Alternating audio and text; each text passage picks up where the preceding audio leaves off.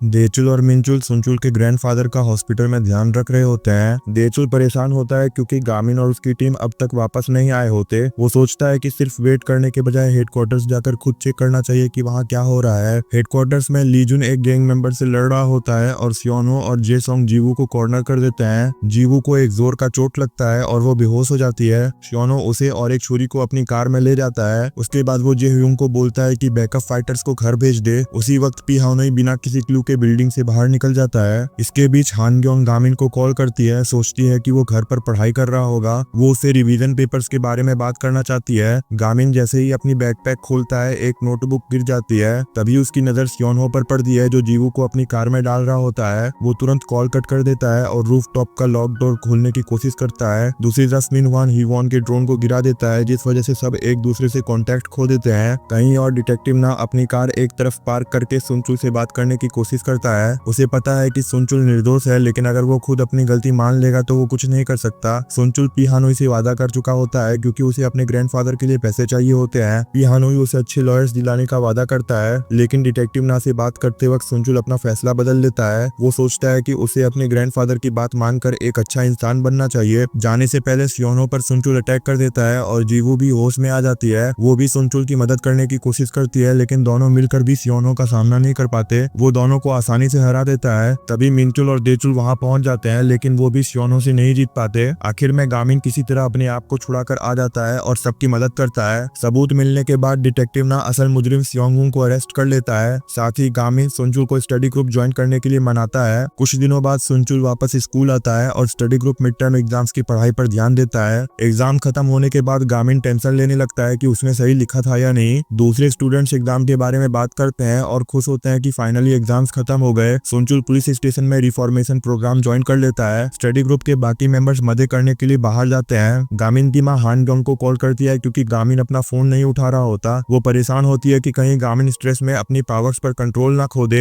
Exam के बाद गामिन थोड़ा डिप्रेस्ड फील करता है, लेकिन इस बार सेयोन उसका मूड अच्छा करने की कोशिश करता है। जब सब लोग खाने पर बैठे होते हैं तभी देचुल का कॉल आता है जो सुनचुल को ढूंढ रहा होता है। पता चलता है कि सुनचुल की ग्रैंडफादर की तबीयत और बिगड़ गई है। सब लोग तुरंत हॉस्पिटल भागते हैं, लेकिन सुनचुल अब तक वहां नहीं पहुंचता। दरअसल उसके पुराने गैंग मेंबर्स उसे रास्ते में ही रोक लेते हैं। हॉस्पिटल में गामिन ग्रैंडफादर को बिजी रखने के लिए उनके लास्ट टेस्ट में मदद करता है, जिससे सुनचुल को थोड़ा और टाइम मिल सके। आखिर में सुनचुल टाइम पर पहुंच जाता है और अपने ग्रैंडफादर से मिल पाता है, लेकिन कुछ ही देर बाद उनका देहांत हो जाता है। कुछ दिन बाद सबको उनके रिपोर्ट कार्ड्स मिलते हैं और सब इंक्लूडिंग गामिन अपने मार्क्स में 10 पॉइंट्स का इंप्रूवमेंट देखते हैं। हानग्योंग डीन ऑफ एकेडमिक अफेयर से मिलती है और उसे याद दिलाती है कि पी हानोई के अगेंस्ट डिसिप्लिनरी कमेटी बुलानी थी। डीन के पास कोई वजह नहीं होती मना करने की, इसलिए वो पेपर साइन कर देता है। अगले दिन सब स्टूडेंट्स अनाउंसमेंट देखकर शॉक्ड हो जाते हैं। स्टडी ग्रुप पी हानोई से मिलता है और देखता है कि अब वो क्या करेगा, लेकिन पी हानोई के पास एक नया प्लान होता है। वो स्टूडेंट्स को एक दूसरे के खिलाफ भड़काने लगता है। सब स्टूडेंट्स एक दूसरे से लड़ने लगते हैं और पी हानोई साइड लाइन से ये सब देख रहा होता है। इसी के साथ ये एपिसोड यहाँ खत्म होता है। एपिसोड कैसा लगा कमेंट में बताइएगा। वीडियो पसंद आया है तो लाइक करें और भी नए एपिसोड्स के लिए चैनल को सब्सक्राइब करें। Thank you so much for watching.